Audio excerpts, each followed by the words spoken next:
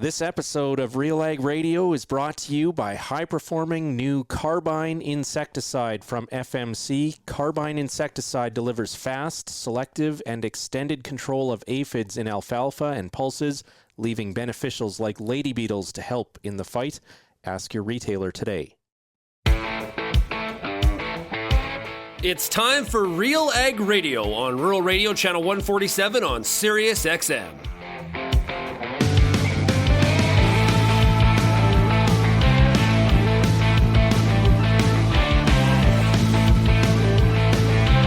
RealAg Radio and RealAgriculture.com is your home for insight and analysis of the issues that are impacting your farm business. Let's get real and get connected with RealAg Radio.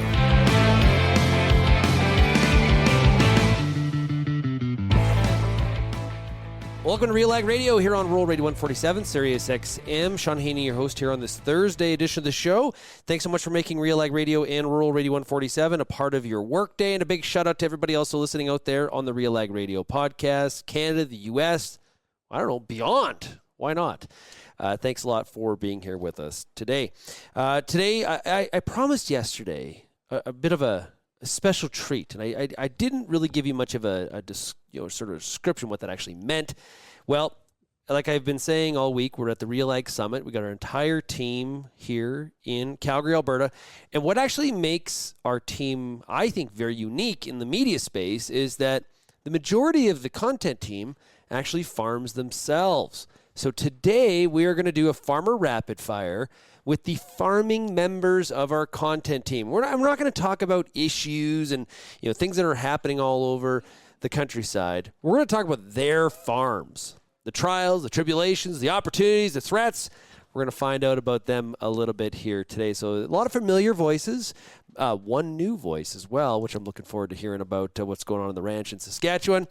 So we're going to be talking today to Peter Pete Johnson. We've got Lyndsey Smith, Kelvin Heppner, Paige Holmquist, and Oosterhuis. So we've got livestock and crops here today on the Farmer Rapid Fire. If you have any feedback on today's program, you can send me an email, shaney@realagriculture.com. You can also find us across all the different social media platforms, YouTube, Twitter, Facebook, Instagram, and TikTok, or you can call that RealAg feedback line, 855-776-6147.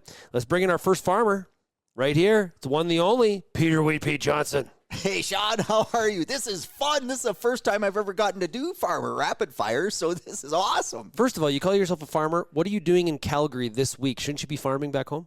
Yeah, I should be farming back home, but for some reason I got suggested I should be in Calgary. So once again, the farm takes the back seat. In my life, the farm just all too often takes the back seat.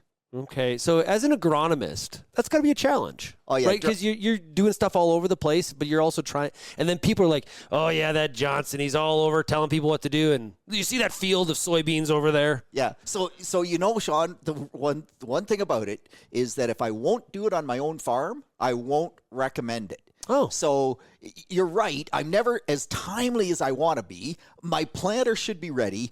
I still got a couple things to do on it to have it ready to go to the field. Hopefully we get there this Saturday. But yeah I'm never early, but I try pretty hard not to be late. Okay, what's in the rotation?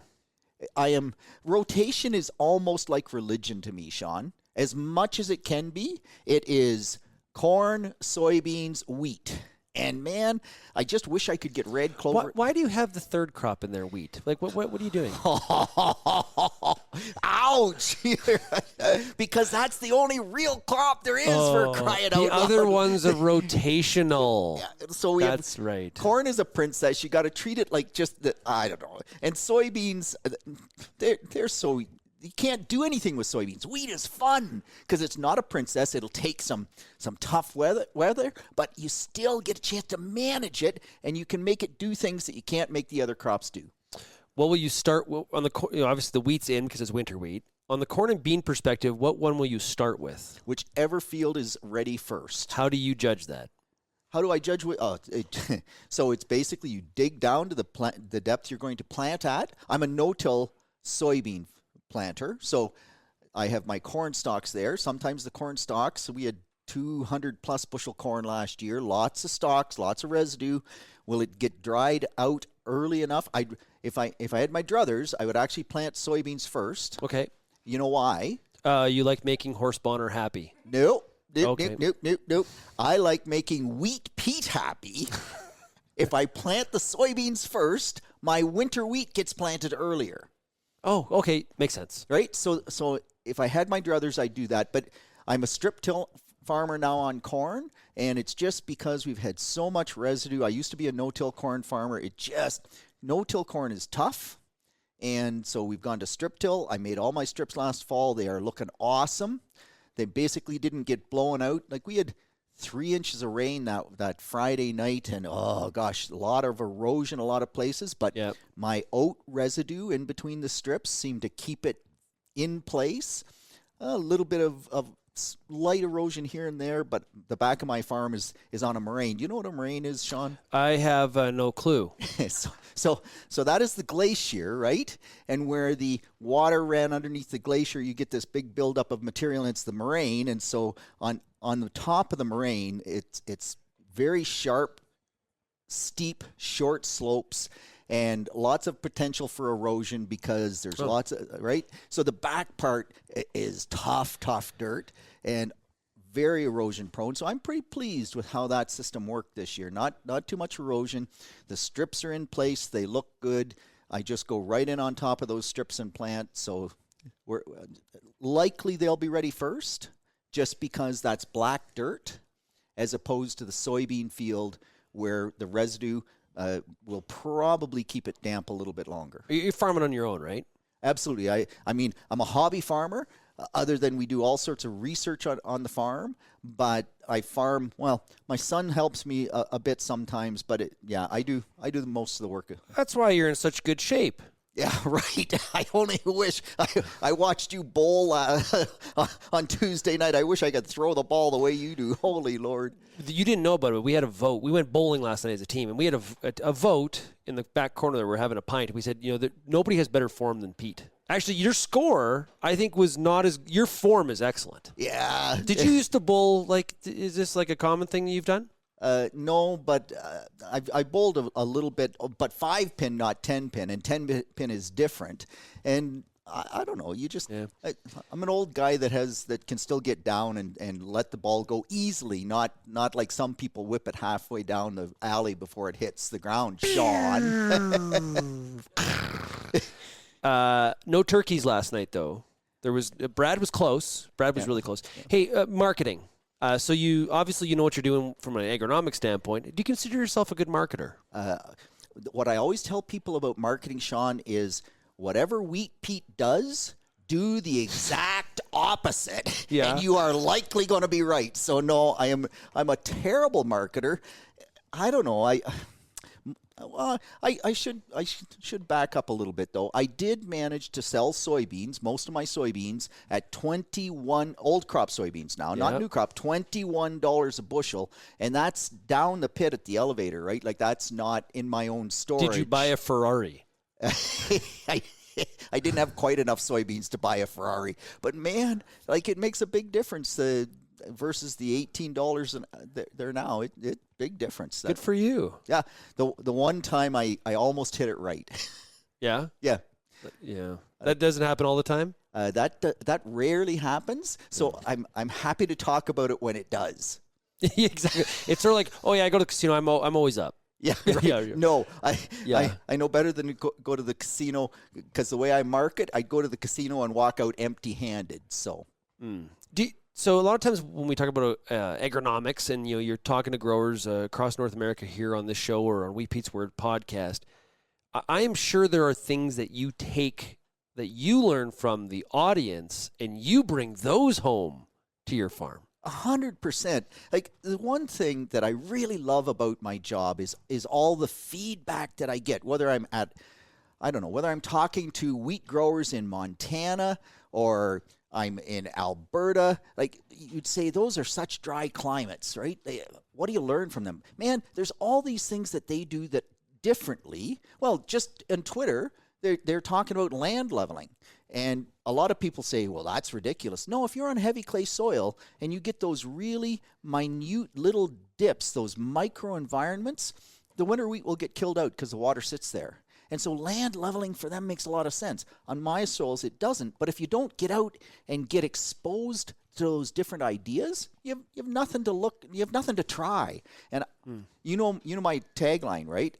Like, there are no mistakes in agriculture, only test plots. Exactly. So I go places. People give me feedback. It gives me ideas. We try them out. Sometimes they work, sometimes they don't. Sometimes they don't work this year, but 10 years from now, they may work because the environment doesn't stay the same. Well, Pete, thanks a lot for joining us here on the Farmer Rapid Fire. Really appreciate it. We'll check in with you, not later in the growing season. How about next Monday? Yeah, that'd be good. We'll see you then. Thanks, Shaun. Okay, we're going to take a break. When we come back on Real Ag Radio, we got Lyndsey Smith standing by, farming out of Ottawa, Ontario.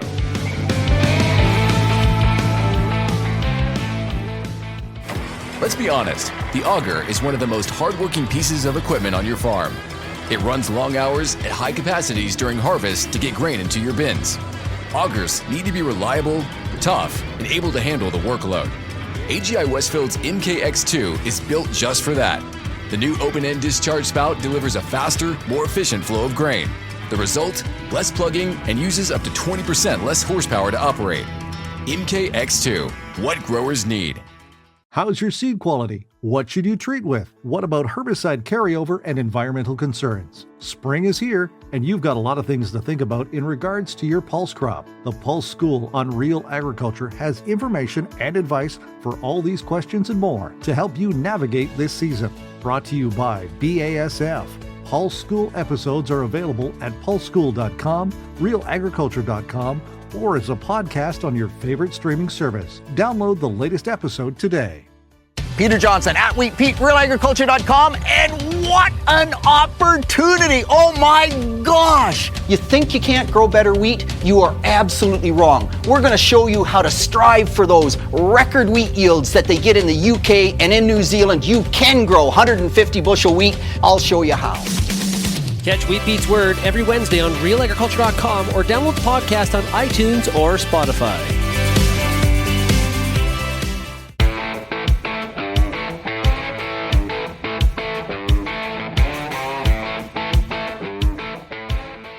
And welcome back to Real Ag Radio for the Farmer Rapid Fire here on this Thursday. This segment's sponsored by Koch Agronomic Services. They're the makers of Wolftrax DDP micronutrients, designed to boost crop performance while maximizing your fertilizer investment.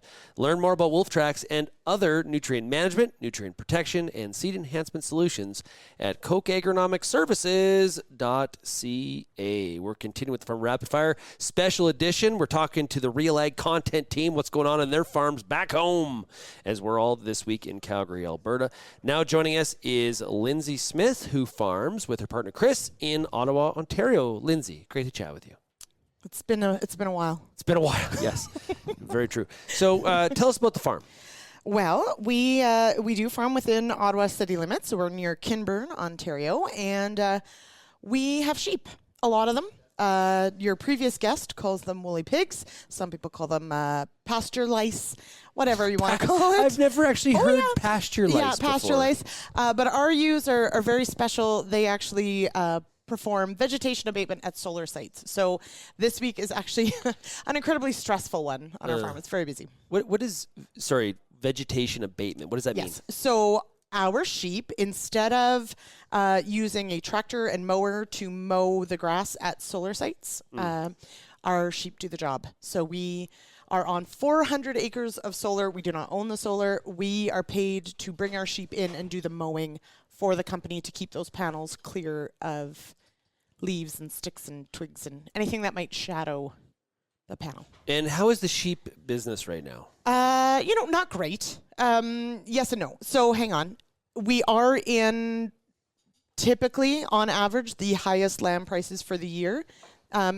Almost everyone sort of thinks, oh, Easter. Easter is typically, the highs actually usually come in just after Easter. Because Ramadan's over now. It's ending, Eid. And that just ended, Easter and Orthodox Easter wrapping up. Usually, though, the prices still continue to climb for a few weeks yet, and then they will start to drop off again. So we, though, because we are grass-based, we will start lambing in about 10 days. So we're rapidly getting ready for that. And we tend to market in the fall, which prices are usually poorest, but we're a low-input system. So we're okay with that. And how long does it take you to fatten? So we will sell directly off grass at like 90 days. Okay. Yeah, 90 to 100 days, we will take some, but we basically start marketing ram lambs at that 90 to 100 days, and then we'll continue to, and then the goal is essentially to have everything out the door by December. Now, my perception is there's a lot of interest right now in entering the sheep industry. Is that now? My assumption has been now, one, is that true? But two, is that because of sort of the low barrier to entry? That's how people view it. So a couple things. Sheep farmers are somewhat similar to cattle people. So when prices are good, everybody wants to get in. Yep. Right. So cattle, cow calf, you gotta buy high and sell low. Sheep producers are very similar. The market seems really good. Everybody's saying how great lamb prices are. We should get sheep.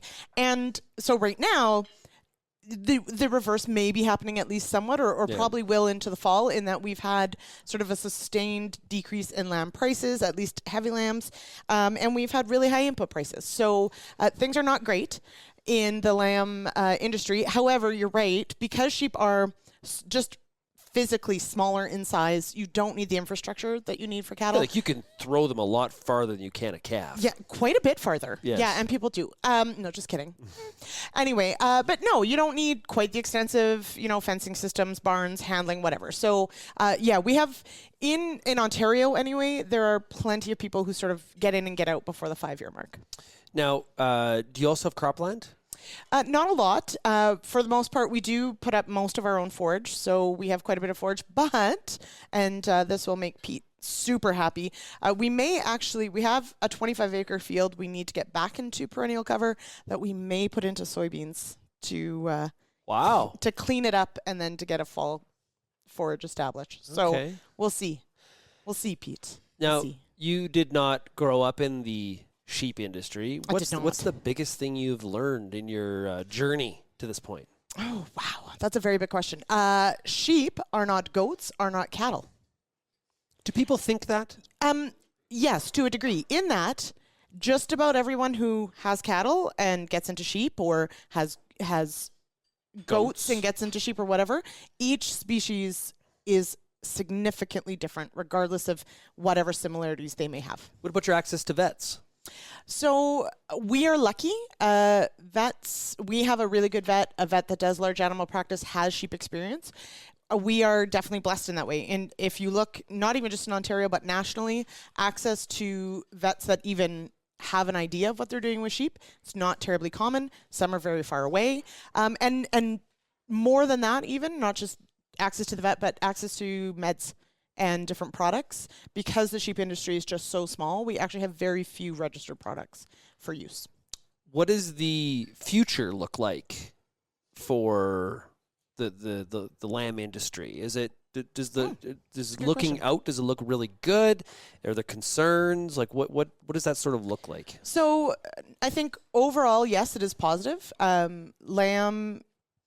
Lamb demand in Canada is very strong. It continues to be. It's actually increased per person, but it's still not a huge player like beef or pork or chicken. I mean, not at all. It's still a minority, but the demand is very high, and we don't fulfill our domestic demand. Are we importing a lot? Oh yeah, like 50% of what we consume. How come we're not? So obviously, New Zealand is a Yep. world provider of lamb across the world, not just into Canada. Yeah. They're very export focused. What's holding us back from expansion? Well, a lot of things, and we only have 15 minutes, but one of the things is the entire Canadian sheep flock, or ewe flock, is a rounding error of Australia's sheep flock. Yeah. We are, 1 million animals, and there's 78 million. Like we're almost nothing. No, but part of it is also we have winter, and that changes our production. Tell me about it. So that changes our production ebb and flow, and sheep are seasonal. So that means that it is a lot more work to try and have a steady supply of, fat lambs all year round. I've talked about this before on the show, but I love, like when I'm in a restaurant and they have lamb, I love it. Yeah, it's fantastic. Everybody give it a go. So this is one of the challenges, though, is that we don't need to convince any more people to eat lamb. We really do, as an industry, just need to produce more domestically because like the demand is there. We don't need to remind people to eat lamb. There's far more demand for lamb. When I was in Chile in January, where lamb is very prevalent in a restaurant, there's multiple options on the menu. Fantastic. When you're somewhere, especially either a person or a restaurant that knows how to prepare something like lamb or goat, it is absolutely delicious. My wife doesn't like it. No, not everyone does, and that's okay. But I love it. Yeah, I'm not a big pork fan. That's okay. Sorry. Like, I like bacon, but, like, not a huge pork fan. See, I think one of the issues is, so my wife didn't either, but she was overcooking it. Oh, so she found it dry. Hint and I'm of like, pink is okay. Exactly. It's okay, everybody. What are we doing? Now we're going to start a cooking show. This is a great Why idea, not? Sean. Why not? It'd be really good. Because we need more to do. Okay, you're going to be on the show again tomorrow. I am. Boy, 3 times the charm this week. I know. We're a busy bunch. This is really good. So, hey, thanks a lot for joining us and talking about your farm. Yeah, no worries. Really appreciate it. That is Lyndsey Smith joining us for the Farmer Rapid Fire. Hey, when we come back, up next, what do we get? Ooh, Kelvin Heppner! After he finishes that sandwich he's chewing on. You're listening to RealAg Radio, Rural Radio 147, Sirius XM. Boron is an essential micronutrient for plant growth, and without boron, your crops can't absorb the macronutrients they need for higher yields. Although borates occur naturally, boron deficiency is a common soil problem. Whether in direct soil application, through fertigation, or as a foliar spray, US Borax has the right refined product for your crops. US Borax products are specifically formulated to combine with other fertilizers, lowering your application costs. Learn more at borax.com/ag. As you head out into the field this season, the Corn School's got you covered. Everything from tillage discussions, weed control info, field trial results, yield strategies, and more. The Corn School on RealAgriculture.com has the information and advice you need to help you succeed. Brought to you by Pride Seeds and BASF. Corn School episodes are available at cornschool.com, from RealAgriculture.com, or as a podcast from your favorite streaming service. Download the latest episode today. Want to get the best out of your soybean crops? Whether you've been growing them for a generation or are just starting into soybeans, find what you need to know at soybeanschool.com. You'll see videos on growing tips, pest control, and much more from specialists across the region, all in one place. Easy for you to access from your desktop, tablet, or mobile phone. Maximize your yields by staying up to date with the Soybean School, presented by BASF, Pride Seeds, and Syngenta Canada.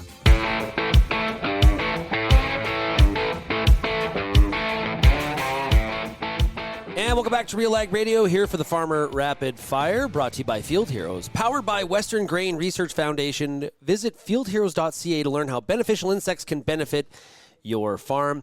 And our next guest, I know he's a strong believer in beneficial insects. That is Kelvin Heppner, coming out of Altona, Manitoba. How are you doing?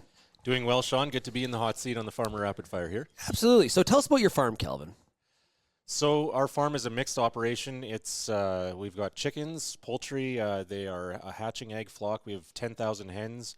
So along with 10,000 hens, you also, if you want hatching eggs, you need roosters in the barn as well. So we usually have about 1,000 roosters. So 11,000 chickens in our main barn, and then we have a separate barn where we raise the pullets that grow up to be the egg-laying hens. And then we also have a small grain farm. So my dad and I farm small, relative for Western Canada standards. It's small, but we are busy through the summer and in the field as well with crop production. So how much impact has avian influenza had in like your daily life trying to deal with that? It's been fairly significant, I would say, and some of that's just mentally in terms of thinking about it and the risk that it poses. We are taking every step we can to keep the virus out of the barn, but there is only so much you can do, and so at that point you do what you can. And like, I can't just show up and say, hey, let me see your barn. You're not doing that. You're not letting me in there. Potentially, if we put you through the right biosecurity measures, you could come in the barn. You haven't come from a different farm. You haven't. We're definitely changing footwear, usually showering, changing clothing for sure, going into the barn, and trying to minimize the chances of bringing anything from outside in. There is that's because you can track, if you've been around wild birds, geese, ducks, anything like that. So how do you avoid that? And everybody's been around that basically at this time of year. When I was in Arizona a couple weeks ago, I almost got attacked by a goose. Yeah, exactly. Yeah. They're everywhere, especially in the cities.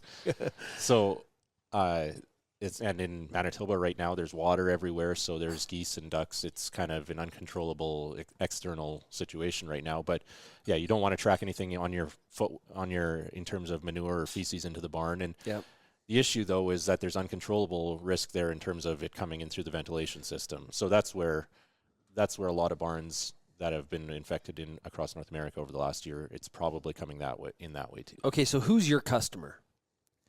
Our customer is a hatchery that supplies chicks to broiler chicken farms across Manitoba. So we supply them with eggs for hatching, and they pay us for each chick that hatches from those eggs. So not so just the egg, but no, it has to convert. We want to exactly. We want to supply them with a fertile egg that hatches a healthy chick. Okay, so for those of us in the RealAg audience, I include myself, that don't know a lot about poultry production, are you equivalent to like a purebred person in the cattle industry or a cow-calf? Like, is there, and maybe I'm making bad comparisons. No, the purebred would be a good comparison, or a seed grower in the crop side of things. Okay. We're like we have the parent stock okay. on our farm. So, and we buy grandparent stock from a genetics company, and so ours, and then, we're kind of the multiplier at that stage, and then it's supplying the eggs that hatch into chicks that grow up to be broiler chickens that are processed for meat. So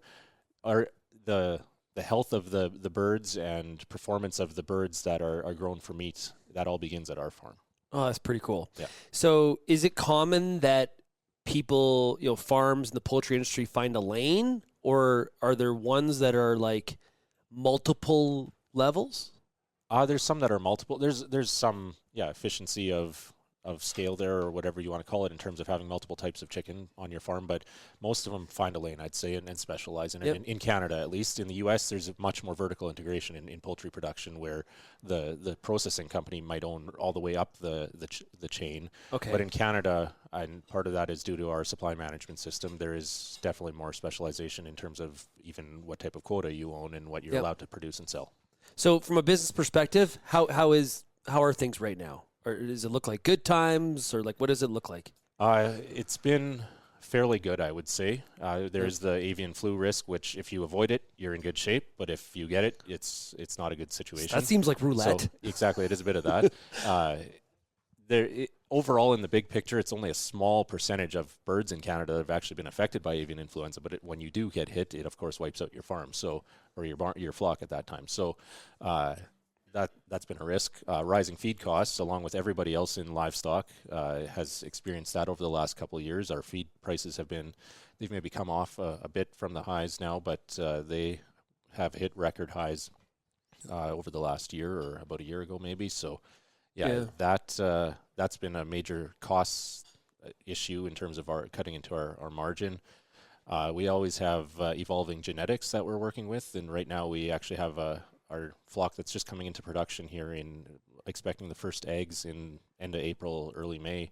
That flock is a genetic line that we've never had before. So we're always trying to better understand the genetics and how they perform. Now, growing up in the seed industry, we were, a seed company would come up with a new variety, and we'd have to choose which ones we thought our customers would find success with. Is that very similar? Okay. There's just way more options in terms of seed than there are for chicken genetics. Yeah. Okay. And so, and we make that decision together with the hatchery in terms of what they want for performance at the broiler stage, the genetics that we choose. So ultimately, in our hatching egg flock, we're trying to get eggs from a genetic line of chicken that is genetically bred to produce meat. It's like trying to get milk from a beef cow. Yeah. Kind of thing. So we're always working with the hatchery in terms of trying to figure out what the best genetics are and how to source them. And so, that market, it would be nice if there was as much competition and as many options as there is in seed, but it is what it is. Which province kind of leads poultry? Is it Quebec, Ontario, or in terms of volume or efficiency? You put it in perspective. You know this better than I do. Ontario definitely. Ontario and Quebec would be the big ones. BC. Okay. A lot of that is linked to population and where the market is, the demand side of it. So Ontario would definitely be like Manitoba. Our production in Manitoba is just a small percentage point. I believe it's like around 4% of national hatching egg production is in Manitoba.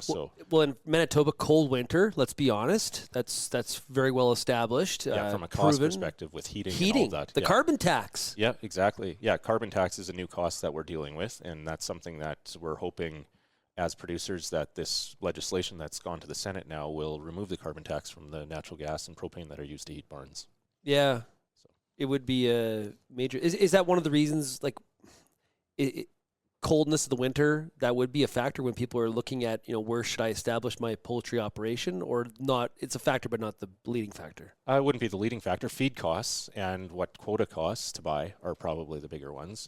And so that's where Western Canada has an advantage in terms of feed. And with avian influenza, if this is going to become endemic, I would say our cold winter is actually an advantage over production in BC, for example, where the ducks and the geese hang around, the migratory birds hang around all winter. We may have an advantage over warmer climates in terms of our cold winter not having the geese around. So, going back to your original question, though, I would say Manitoba, on the hatching egg side of things, just to brag a little bit, we have some of the best hatchability rates. So hatchability is one of the key metrics, what percentage of the eggs that we ship hatch. And the last number of years, Manitoba has actually led Canada in the percentage of eggs that have hatched at the hatchery. Now, with all of the information that you go through in your other life here with Real Agriculture, we talk about the markets. Do you find that helps you make decisions, or does it just it just clouds your brain more? No, I enjoy it. To me, it's a good balance. It's a good mix because of what we do at RealAg. You get the big picture, and when I focus on what's happening in the chicken barn, that's the narrow specialization. So it's a good balance between general and specialized, I'd say. Like all the members of the Real Agriculture team that are farming, it's a different kind of off-farm income. Oh, it is. That is what it is. But think about how many farms have off-farm income. Lots. It's just that my role. My off-farm income is in a somewhat public role with RealAg. So very cool. It is in many ways parallel or similar to, it's not that different from a farmer who works at a welding shop or drives truck in winter kind of thing. Yeah. Any changes to the crop rotation this year? Not really. I think we're pulling back on the oats, like a lot of farmers in Western Canada. Okay, who isn't? Exactly. What's the over-under on oat acres? 10? I'm pretty sure it's the largest drop that I saw a presentation in winter from Randy Stryker, who's a oat market analyst, and he talked about this being the largest drop in oat acres ever. So because it was so high. Yeah. But and there's a lot of inventory. There's a lot of inventory. Yeah. Still good long-term prospects in the oat market, but just right now the short-term situation is. Do you have wheat? Yeah, wheat, canola, soybeans are the main ones that we grow. Our neighbors have corn. We don't. Pete's fist pumping over there. He's dancing. Yeah. He better be careful. He'll put his back out. Do you have what kind of yield would you get on soybeans? Actually, the last few years we've had really good yields. We've hit the 50 mark. For Manitoba, that's really good. Yeah, exactly. So that's really good. Yeah, and that's August rain in many ways. Well, that's no different than anywhere else that's growing soybeans. Really, it's about August rain. Yeah. So for our part of the world, we would the long-term average on our farm is probably closer to 34, somewhere in the low to mid 30s. Yeah. But the last couple of years, it's just maybe been weather. I'm not sure how much it's been stuff that we've had under our control, but August late season rains have certainly helped with yields. Great stuff. Hey, Kelvin, thanks so much for sharing information about your farm. Really appreciate it. We'll see you on tomorrow's show. Sounds good. Talk to you tomorrow. Awesome stuff. Kelvin Heppner coming out of Altona, Manitoba. Hey, coming up next, we're going to Kinistino, Saskatchewan, and we're talking to Paige Holmquist right after this quick break. Could we talk about oats? If you're thinking about growing oats in 2023, how about trying CDC Endure from Alliance Seed? CDC Endure Oats is consistently one of the top yielding varieties in the Manitoba, Saskatchewan, and Alberta provincial yield trials. With strong standability, excellent disease resistance, and excellent end-use quality, CDC Endure might be the variety for you and your farm. Available from authorized Alliance Seed retailers, Parrish and Heimbecker, Patterson Grain, and Northwest Terminal. For more information, visit allianceseed.com. Whether you're seeding, harvesting, or anything in between, the Wheat School on RealAgriculture.com has you covered. Timely agronomic information from industry experts available online anytime. Give your wheat crop a good start and a great finish with the Wheat School on RealAgriculture.com. Brought to you by C&M Seeds, Syngenta Canada, and the Alberta Wheat and Barley Commission.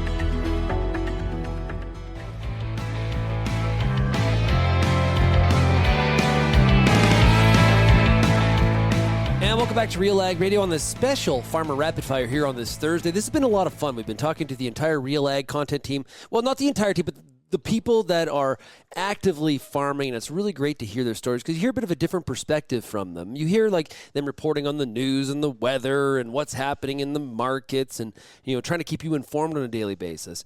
But this is an opportunity to kind of see the other side of their lives and what's happening in agriculture. And, you know, kind of what we've heard so far, I think one of your takeaways should be is the diversity from an operation perspective. We just learned a lot about the poultry industry. Lyndsey's in sheep. Pete, of course, is obsessed about wheat. And now we're going to talk cattle, and I'm looking forward to it.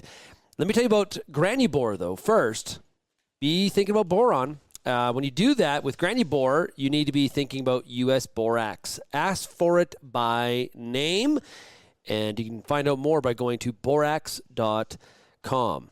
Now joining us here at our RealAg Summit for our special edition of the Farmer Rapid Fire, it is Paige Holmquist, who is in Kinistino, Saskatchewan. I got that right? Yes, grew up in Kinistino, but I now live by BD, which is about 10 minutes away from Kinistino, so pretty close. Now, that would be, for those of people that don't know Saskatchewan geography really well, north of Saskatoon. Yep, 2 hours northeast and half an hour west of Melfort. Now, tell us a bit about your operation. So my sister and her family and my dad and I have purebred Simmental cattle, cow-calf operation. And then I am marrying a grain farmer. So, yes. I don't know if Dad approves, but he said yes. That's awesome. I'm going to be learning, I have been learning about grain operation. Mostly just drive the grain cart when I'm needed, and I make suppers. Yeah, well, a grain cart, that's a. So I've learned that people look at the grain cart job, and they think, easy. You just rip around, people load you up, you go dump it. But you're humming, you are moving. Yeah, it's very fast, and you have to pay attention to when the lights are on. That is very, very true. Now, the cow-calf operation, you're in an area where grass conditions, they've been pretty good. Like, you're not in the southwest corner where it's a bit of a different situation. No, we're pretty good for pasture land. We definitely get more moisture than the rest of Saskatchewan, the south side, and then even to the west. The grass is pretty good in our area. Yeah. Now, for the cow-calf operation, your seed stock, right? It's not. Do you also have a commercial herd? My sister and her husband have a couple commercial cattle, but we just use them for AIing to clubby calves for the 4-H steers. Yeah. Hopefully. Okay, and Simmentals, I'm sure. Yep. Is there any other breed on the farm, or is that even allowed? Well, there is. Actually, there is some blue-roan Simmentals that have a little bit of shorthorn in them. Okay. Which, funny enough, my dad actually bought. Oh! He yes. was wow. I like this. This is good. We're learning. Apparently, if he's allowed to do it, but I'm not. I really want a Highland, and I'm not allowed to have a Highland. Why do you want a Highland? Because I think they're cool. Oh. And the photographer in me really thinks you could do some cute photo sessions with that. Absolutely. It's like it's like people that are really into Texas Longhorns. Kind of the same sort of idea. It provides an opportunity. It's a picture. Yeah. And that's about it. And that's about it. Yeah, for sure. Okay, so the grain farm, crop, like moisture conditions similar to the grass situation have to be fairly good. Probably just waiting for it to kind of dry up a little bit. Yeah, and apparently we just got more snow, so very mucky back home right now, and it's still snowing. Yeah. So it'll be just for the snow to leave and then things to dry up, and then hopefully guys will get going. Now, this spring, like you mentioned, still, winter still prevailing. It's kind of an up and down situation right now. But, I remember going back a couple weeks ago, we were getting really cold temperatures in Saskatchewan. It was really hit people who were calving at that time. Very, very difficult. How did you get through that situation? Like, it had to really be a struggle. Yeah, well, we have, we calve in a barn. So we're pretty fortunate that way. We can put in the cows that are close to calving inside the barn where it's nice and warm. And then the other cows that are further off that might not calve that night can still get locked in the barn. And then lots of shelters for them as well. Curious, how old were you when you pulled your first calf? Oh, boy. I have no idea. 5? Yeah, maybe. I might have helped when I was 5, yeah. There's a cute picture of a calf and me in my hot pink gloves and, yeah, the barn clothes. Very young. That's what one would wear when they go to, during calving is pink gloves. Yep. Oh, absolutely. And I don't like the color pink at all, but it's what mom and dad put you in, right? Yeah. As a kid, was everybody kind of always around the operation and being a part of it? Yeah, for the most part. I have 2 older siblings, brother and a sister, and so they were always around. Our dad got a job. Now he's the GM with the Simmental, so he's on the road a lot, and he was on the road a lot growing up, so we kind of had to pitch in a little more here and there when it was needed, I guess. Yeah, well, and I'm trying to think of how many father-daughter teams we have had on the Rapid Fire. I think of the Yokums, Gunther and Fiona, but there might be, Kara's been on and Gerard, her dad's been on. So that might be, there's just a small group of father-daughter. Cool. Yeah. It's pretty cool. Now, things like agribition, is that stuff that you always took into? Yes. I remember there wasn't a year that I had never missed an agribition. We always took cattle. Dad and my sister took cattle to Mexibition when that was still going on. Mexibition? Yeah, it used to be in Saskatoon. Oh, I thought it was in Cabo or something. No. Okay. So yeah, they used to go on the fall show road when there was more of those shows.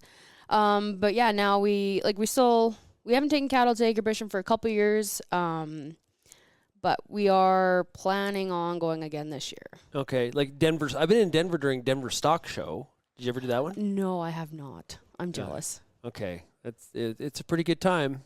It's all the things you can imagine. It's on my bucket list. Yeah, for sure. Okay. Well, Paige, really appreciate you joining us. This has been really fun to learn about your operation, what's going on, and you did very, very well. Yeah, you had me in line with a tough some veterans here, so it wasn't as bad as I thought it was going to be. There you go. That's what I like to hear. Absolutely. Okay, that is Paige Holmquist, ranching and farming around Kinistino, Saskatchewan. When we come back on RealAg Radio, we're going to find out what's going on in southern Alberta. We're talking to Kara Oosterhuis right after this quick break. Infuse some energy into your next corporate event, customer meeting, or conference with RealAg Radio, Canada's national agriculture radio show. Create a unique experience at your next event with host Shaun Haney, broadcasting RealAg Radio live on SiriusXM, featuring exciting guests, captivating interviews, and the latest news from the agriculture community. Contact advertising at realagriculture.com or call 587-787-1795 to book your on location with RealAg Radio today. Canola is more than just a pretty face in the prairie landscape. It's a big business, both here and around the world, that requires you to be informed and up to date on everything it takes to grow a successful crop. The Canola School on RealAgriculture.com has an expert library of video resources covering markets, agronomy, and more to help you grow a healthy and profitable canola crop. Visit canolaschool.com today. Brought to you by BASF Canada and Invigor Hybrid Canola.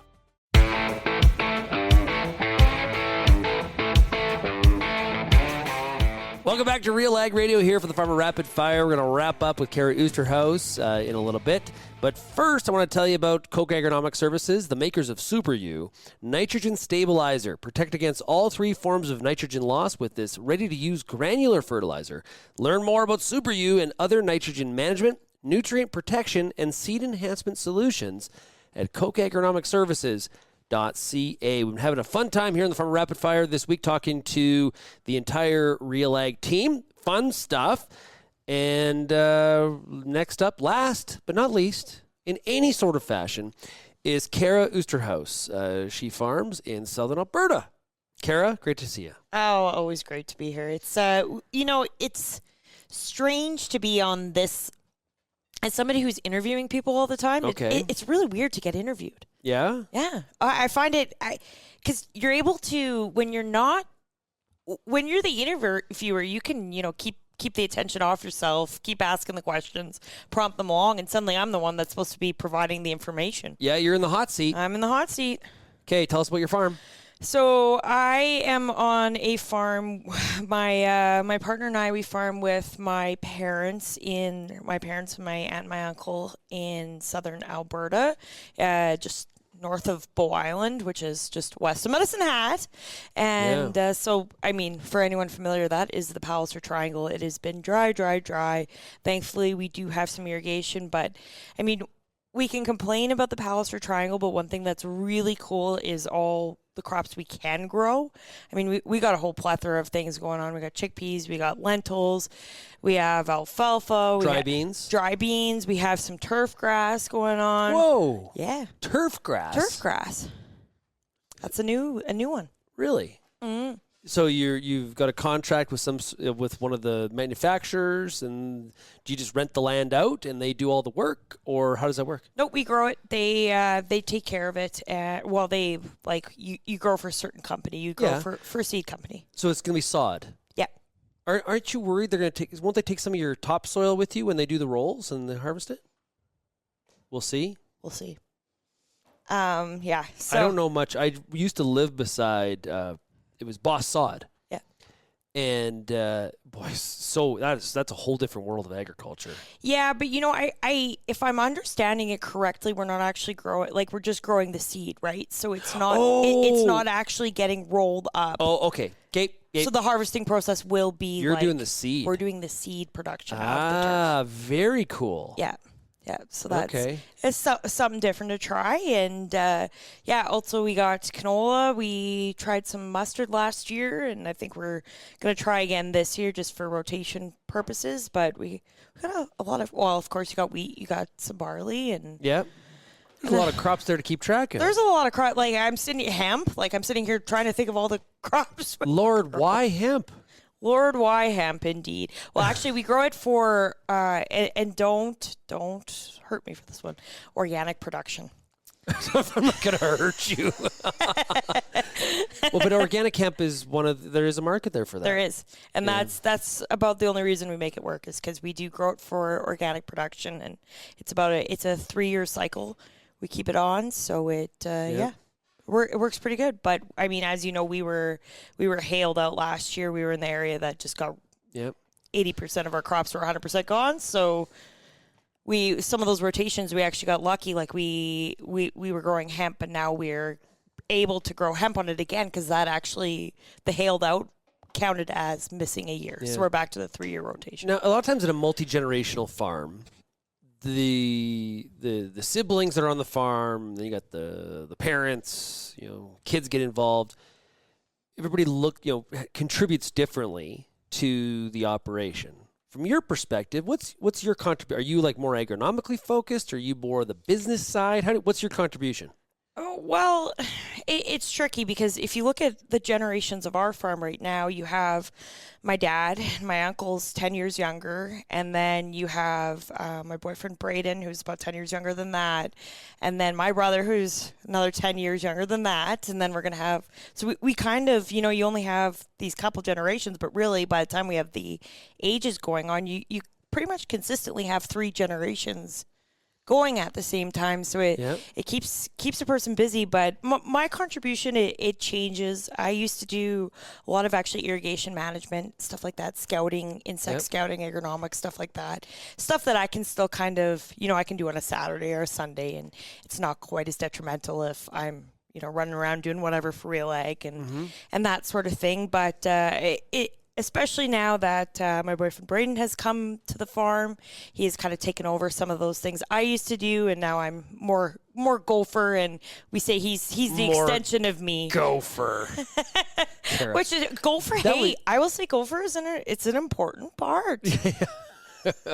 You also have a bit of a business mind to you. Like you like that side too. I do, and that's probably the side that I quite enjoy. Like I really like sitting down and looking at the cost of production and all those sorts of things. I know Dad's taught me a fair amount about some of the marketing on the farm and some of those sorts of things. So that's probably more the I don't pull wrenches.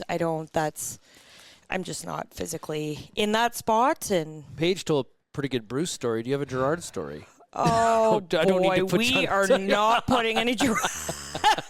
Oh, hey, but speaking of Gerard, we grow Durham. He'd be calling me and saying, Kara. Oh, right. We are Durham growers. So there you go, Durham for Dad. But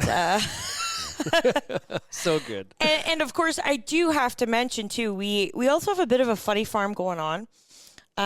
So we have goats. We are the other side of Lyndsey's ruminants. Goats are not sheep. Sheep are not goats. What the heck got you into goats? Yeah, that was the boyfriend. Oh. He came with the goats. That's when Gerard says, Kara, I thought you were smarter than that. Yeah, he's like, really, Kara, livestock? That's where we're going to go?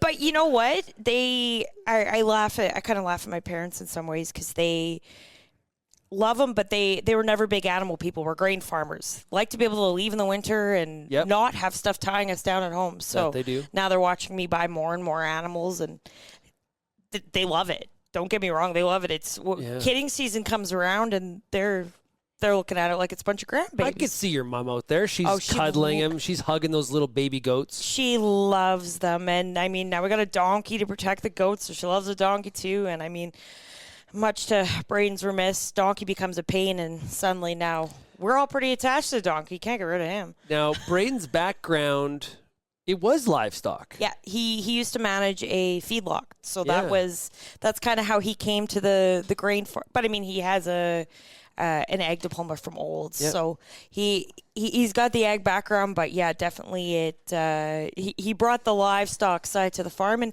it's really neat because now we're looking at we're grazing goats and sloughs, and we're diversifying kind of that mentality there. The one crop you didn't mention, potatoes. No. So, I say no, but potatoes they're a beast. It's not something to just try because you need so much different infrastructure Big for it. expansion going on, though. There is some big expansion. McCain's announced, how much was it again? They're going to double their facility, like $650 million maybe, or something like that? Yeah, it's fairly significant, and I have friends in potatoes, but yeah, it's one of those things that you really have to, and we toss it around on the farm too, do we get into potatoes? We've rented out before. We've land swapped with different farmers. That's what I was thinking. You got the right land for potatoes. We do, but it's the big investment there of, okay, we're going to need a digger. We're going to need, like, you need the potato storage. You need the fans. You need and it's so temperature controlled. Well, it's sort of similar to, it's easier to get into goats and sheep. As opposed to, hey, we're going to start a finishing feedlot. Yeah, well, exactly. There's infrastructure costs. Well, infrastructure, and it's a smaller game. I mean, like, we run our goats, they're meat goats. We run them just like you'd run them cattle. But there's lots of differences. But the main difference there is that it's just a smaller dollars game. Kara, it's been great to have you here today on the Farm Rapid Fire. Thanks a lot. And we'll definitely, this is number 2 this week? Yes, number 2. Look at that. Look at that. Just doing great. Okay, good luck with seeding, okay? Yeah, you bet. Okay, make sure you check out all of Kara's coverage in our crop schools along with Bern Tobin. They've got a lot of stuff planned on the crop schools here for the year ahead of corn school, wheat school, canola school, pulse school. There's a soil school, soybeans. We got a school for everything. And Bern's trying to tell me something, but I can't hear a thing he's telling me. He's always got new schools going on. Just go to RealAgriculture.com, okay? If you have any feedback, you can send me an email, shaney@RealAgriculture.com, or, of course, you can call that Real Ag feedback line, 855-776-6147. Hope you enjoyed today's special edition of the Farmer Rapid Fire, and we'll see you again tomorrow. Thanks, everybody. Thank you for downloading this episode of RealAg Radio, brought to you by high-performing new carbine insecticide from FMC. New carbine insecticide hits aphids hard with effective, selective, and extended control. It also has activity on ligus and tarnished plant bugs. Ask your retailer today.